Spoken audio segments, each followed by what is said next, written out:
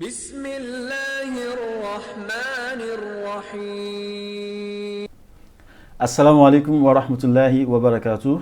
Soyez les bienvenus sur ce programme aujourd'hui, là où on parle des relations entre les musulmans et les non-musulmans selon les enseignements de l'islam. Et la question qu'on aborde aujourd'hui, c'est le droit des citoyens non-musulmans et la déclaration de Marrakech. Inch'Allah, j'ai avec moi dans ce studio aujourd'hui M. Rabiou Abdelgafar. Salam alaikum. Wa alaikum salam wa rahmatullah. Et M. Amoussa Abdelgafar. Salam alaikum. Wa alaikum salam wa rahmatullah. Et moi, c'est Teslim Adeyema. Et on sait que dans plusieurs sociétés contemporaines, nous avons des citoyens qui viennent des confessions différentes. Et ils doivent vivre ensemble, différentes ethnies, différentes éducations, différentes nouveaux éducationnels, eux aussi qui a vu vivre ensemble. Et pour vivre ensemble dans la dignité, il faut avoir des conditions, il faut avoir des règles et des opportunités, des différentes manières de voir les choses. Et la question qu'on aborde aujourd'hui, c'est les droits des citoyens non musulmans. Et j'aimerais commencer avec M. Rabiou Abdelgafar. Ma question, c'est que est-ce que les citoyens non musulmans qui vivent dans les pays majoritairement musulmans ou même les pays qu'on appelle les républiques islamiques, est-ce que les droits de ces citoyens non musulmans sont garantis? Merci M. Teslim. Avec votre question, j'aimerais reprendre avec le cadre de la charia et de Sunna de Rasulullah sallallahu alayhi wa sallam. On voit avec la partie de Rasulullah sallallahu alayhi wa sallam, c'est la sunna de promouvoir l'équitabilité humaine. Un non-musulman sur la terre d'un gouvernement musulman est considéré comme dhimmi parce qu'on voit que les musulmans payent la zakat et les dhimmi payent le jizya. Donc voilà pourquoi. Et puis le jizya est payé pour être protégé par le gouvernement musulman. Donc à ce cas, on voit que Rasulullah sallallahu alayhi wa sallam a dû protéger les non-musulmans avec une protection, avec la sécurité interne et externe, qui signifie que parmi les musulmans, on ne doit pas tuer les non-musulmans qui sont parmi nous, qui ont déjà signé le pacte avec les musulmans. Donc on ne doit pas les tuer, on ne doit pas leur faire du mal. Et puis aussi, d'autres personnes ne peuvent pas venir ailleurs et puis les attaquer aussi. Donc ils sont sous la protection du gouvernement musulman. Donc on voit aussi que le Coran est de promouvoir l'accordance et aussi la justice. Aussi la traité signée par les non-musulmans et les musulmans. Donc on voit aussi que le Coran supporte la justice et le Coran aussi supporte de dire la vérité. Donc, et puis les non-musulmans aussi sont jugés selon les lois quand ils étaient avec les musulmans. Donc on voit que la sunna de Rasulullah sallallahu alayhi wa sallam, c'est la sunna concernant l'équitabilité. Pour établir ce point, on voit que Rasulullah sallallahu alayhi wa sallam nous dit que n'importe qui tue un non-musulman qui est sous la protection du gouvernement musulman ne va jamais sentir l'odeur du Jannah. Donc on voit ceci on voit ceci dans le livre de Bukhari. J'aimerais aussi rétablir cela avec le calife Ali radiyallahu anhu. Ali radiyallahu anhu a ordonné de tuer un musulman qui a tué un non-musulman. Donc le frère du non-musulman est venu. Il a dit à Ali non, de ne pas le tuer. Donc Ali lui a posé une question. Est-ce qu'ils sont venus te poser des questions pour te faire peur? Non, il a dit non. Mais ils m'ont donné de l'argent. Donc l'argent qu'ils m'ont donné, au lieu de tuer leurs frères, ils m'ont donné de l'argent de ne pas tuer leurs frères. Ce jour, Ali disait que une personne qui est sous la protection du gouvernement musulman est protégée. Donc son sang est notre sang. Donc, l'argent du sang qu'on paye est aussi que le nôtre. Donc, ça veut dire que si un musulman tue un non-musulman, il peut aussi payer la somme qui est obligé de payer pour un musulman. Voilà pourquoi Ali nous dit que notre frère non-musulman est notre voisin. Donc, il doit être protégé parce qu'ils ont payé le dizya. Donc, il doit être protégé. On voit aussi avec Ibn Taymiyyah. Qui nous disait que Allah supporte les gens avec la justice, même s'ils sont des non-musulmans. Et il ne supporte jamais des gens avec l'injustice, même s'ils sont des musulmans. Donc, Ibn Taymiyyah rétablit pour nous dire que l'injustice, la justice et l'incrédulité est connue au monde. Et aussi, l'islam n'est pas connu avec l'injustice. Donc, on voit aussi que les gens vivent au monde aujourd'hui, ils vivent avec la justice. Et puis, on voit aussi les gens qui ne croient pas, au Dieu, à Allah, que les musulmans aussi adorent. Mais aujourd'hui, on connaît l'islam avec quoi? Avec la justice. Donc, l'islam n'est pas connu avec l'injustice. C'est ce que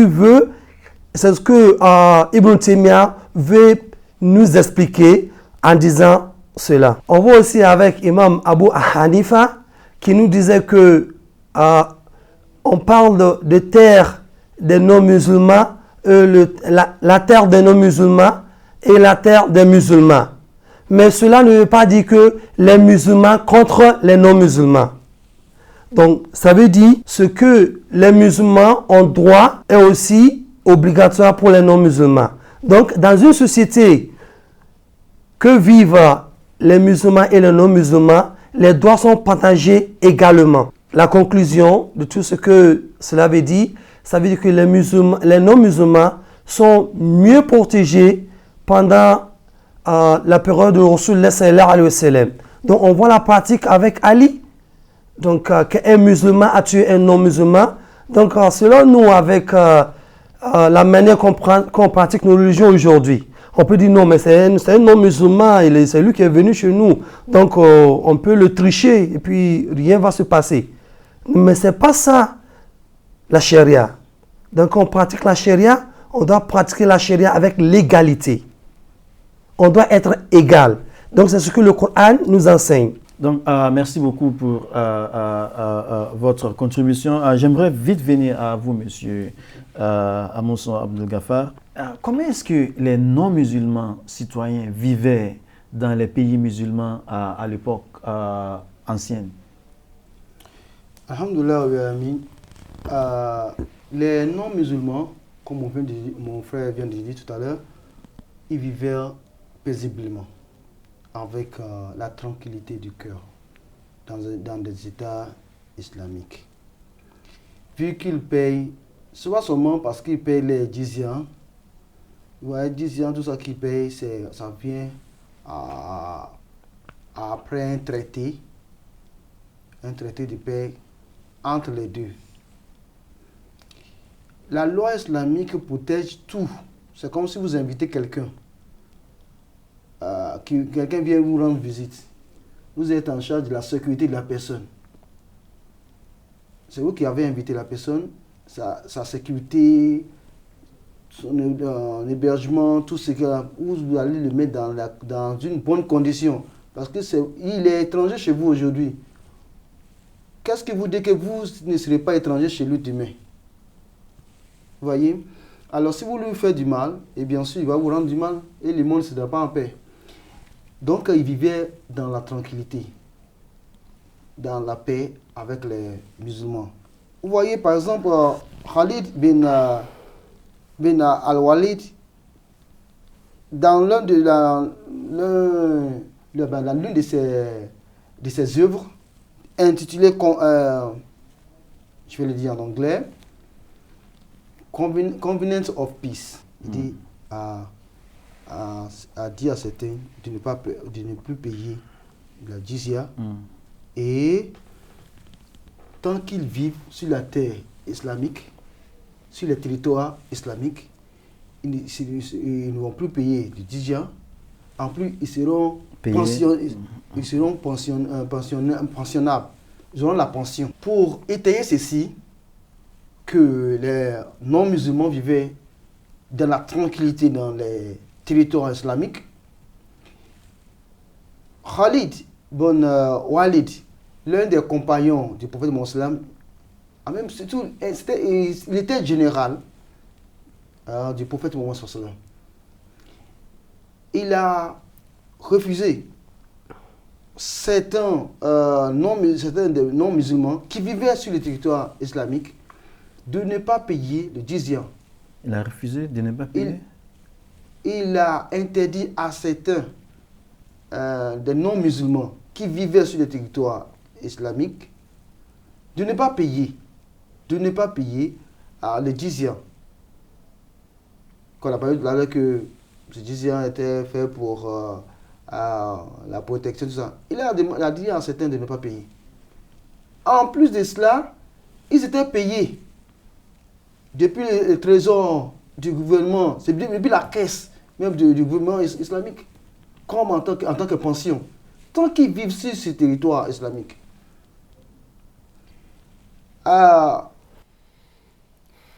Vous voyez, c'est pour dire que l'islam considère tout le monde au même pied d'égalité.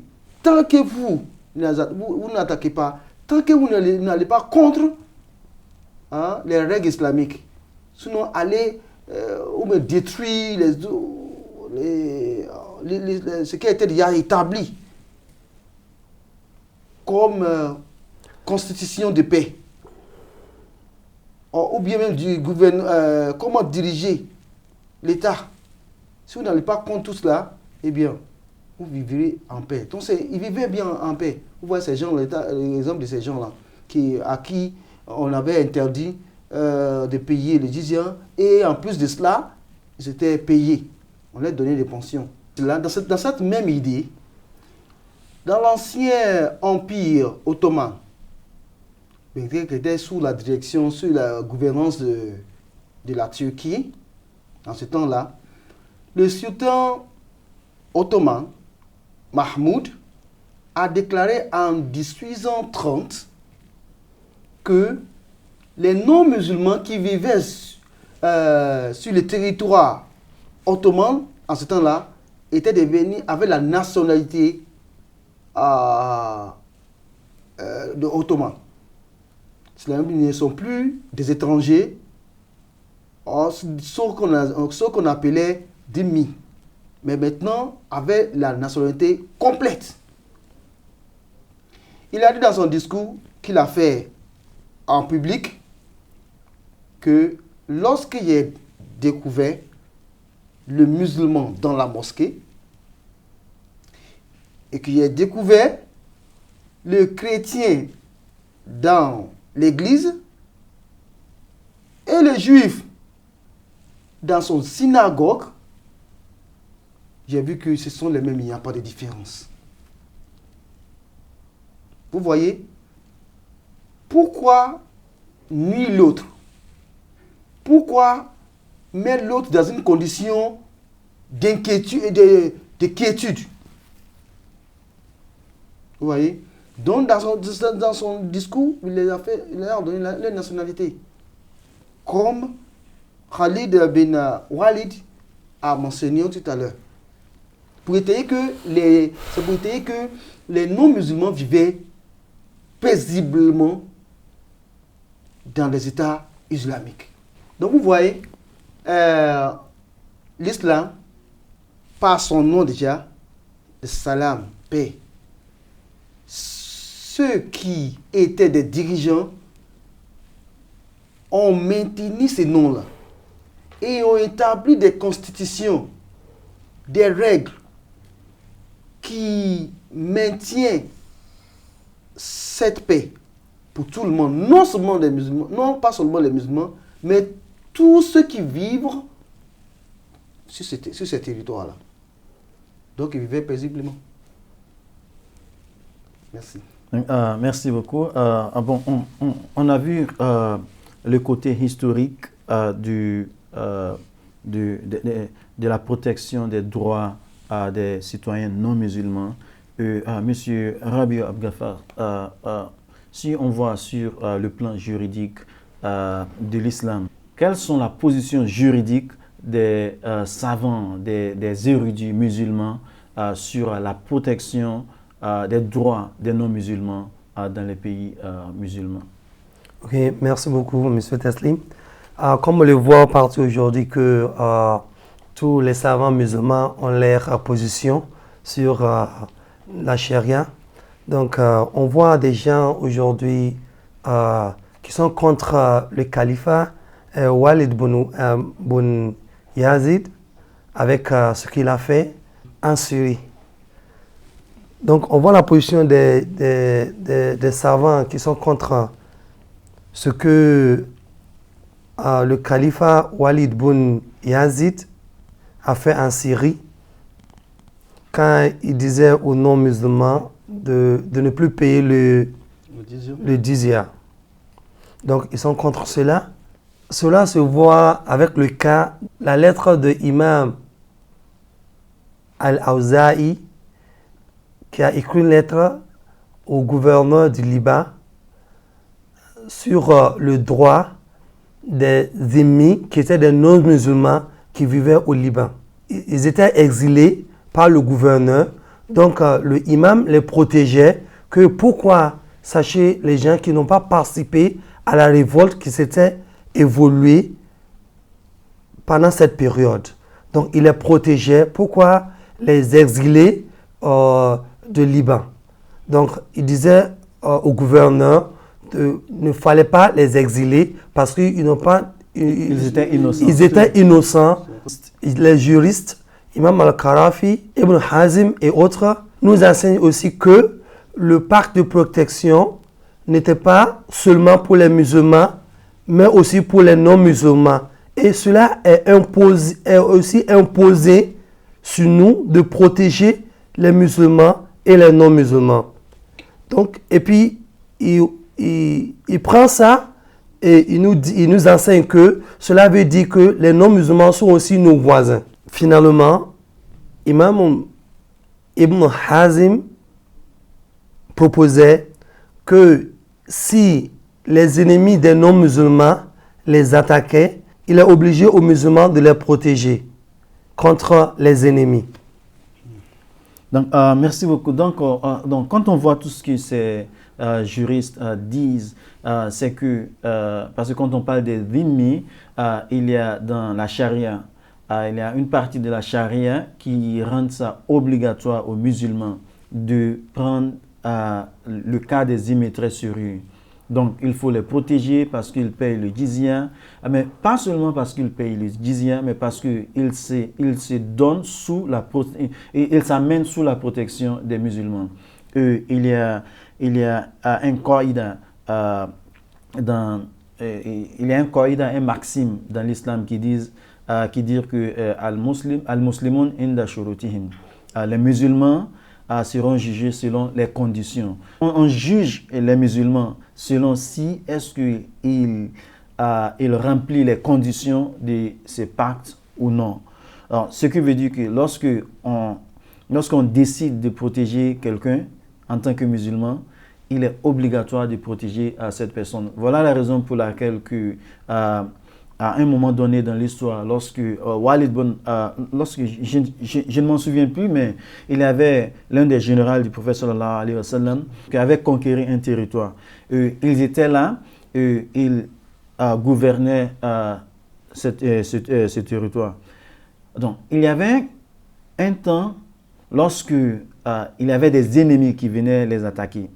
Et après avoir pris connaissance de la force de l'ennemi, il voyait qu'il serait impossible pour son gouvernement de protéger les citoyens.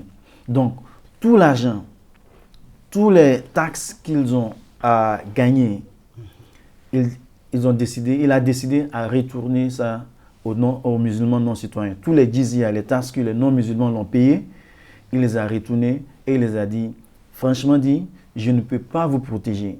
Et vous m'avez payé cette somme pour que je vous protège, je vous retourne tout l'argent que vous avez payé parce que je ne suis pas capable de vous protéger contre cet ennemi qui vient nous attaquer. Donc, il les a tout rendus. Ce qui veut dire que dans l'islam, c'est très grave. Le cas des dhimmi est très très grave. Donc, on ne prend pas ça avec une simplicité. Une légèreté. Donc, il faut prendre ça très sérieux. Donc, on protège. Il paye ce jizya et on les protège à cause de cela. Donc, il faut aussi faire attention parce que on a des gens qui peuvent dire pourquoi est-ce que ce sont les non-musulmans citoyens qui payent. Les musulmans aussi payent. C'est que, voilà. Mais au lieu d'appeler ce que les musulmans payent à jizya, on appelle à la zakat. Et zakat est très important parce que zakat fait partie de la spiritualité, de la religion même, des piliers de la religion, de la foi du musulman. Donc, un non-musulman ne peut pas payer à zakat parce que ça ne veut rien dire à ce musulman. Ça ne fait pas une partie de sa foi. Donc, c'est pour cela que le musulman, lui, paye à la somme même payée par le musulman, souvent, est très élevé que le non-musulman. Donc, il faut très bien comprendre cela. Merci beaucoup pour avoir nous donné des opinions des juristes sur ce sujet. Et j'aimerais passer sur la quatrième question et revenir à vous, M. Amoussa Ibrahim. Et c'est sur la question de la déclaration de Marrakech. On sait que à plusieurs fois dans l'histoire de l'islam, de l'évolution de l'islam, il y a des juristes qui viennent et qui donnent des propositions sur comment doit être la relation entre les musulmans et les non-musulmans de les temps. Et tout récemment, on a aussi à notre époque contemporaine, on a des juristes musulmans et des savants de tout partout qui sont venus, qui se sont réunis à Marrakech et pour donner des propositions. Comment est-ce que doit être la relation entre les musulmans et les non-musulmans sur le plan politique et sur le plan social aussi dans le monde. Donc, la question c'est que en quoi consiste la déclaration de Marrakech vis-à-vis la protection des droits des citoyens non musulmans dans les pays majoritairement musulmans? Alhamdulillah Rabbil Alamin. La déclaration Marrakech consiste majoritairement d'une relation paisible entre les musulmans et les non-musulmans. Vous voyez, la plupart, sinon un grand nombre des érudits islamiques ont écrit des livres concernant ceci. Eh bien, la déclaration de Marrakech, quelle est la raison pour laquelle elle a eu lieu? Pour quel motif? Eh bien, cette déclaration de Marrakech a eu lieu, bien sûr, comme le nom de la déclaration en sorte, à Marrakech, au Maroc. Les érudits islamiques, ainsi que les intellectuels islamiques de plus de 120 pays se sont réunis du 25 au 27 janvier 2016 à Marrakech au Maroc en vue de préparer une déclaration sur les droits des minorités, des non-musulmans, dans des pays majoritairement musulmans, pour faire une déclaration, sinon met ensemble des lois, sinon des conditions qui va protéger, qui va installer entre les non-musulmans et les musulmans une relation paisible. Cette déclaration appelée Marrakech, parce qu'elle est née à Marrakech, a fait sortir des points sinon des lois, que je vais seulement mentionner quelques-unes ici.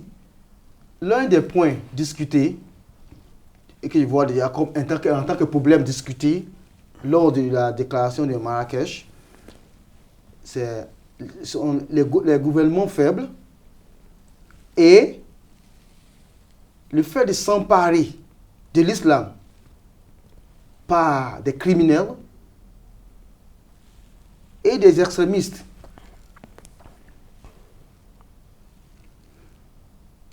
Que au lieu de si les extrémistes et d'autres criminels, lorsqu'ils s'emparent de l'islam, les messages qui devaient être donnés par des intellectuels islamiques et des érudits islamiques, ce message ne sera pas envoyé, ou bien ces lois islamiques ne seront pas faites par ces bonnes personnes, mais plutôt des criminels qui sont emparés de l'islam.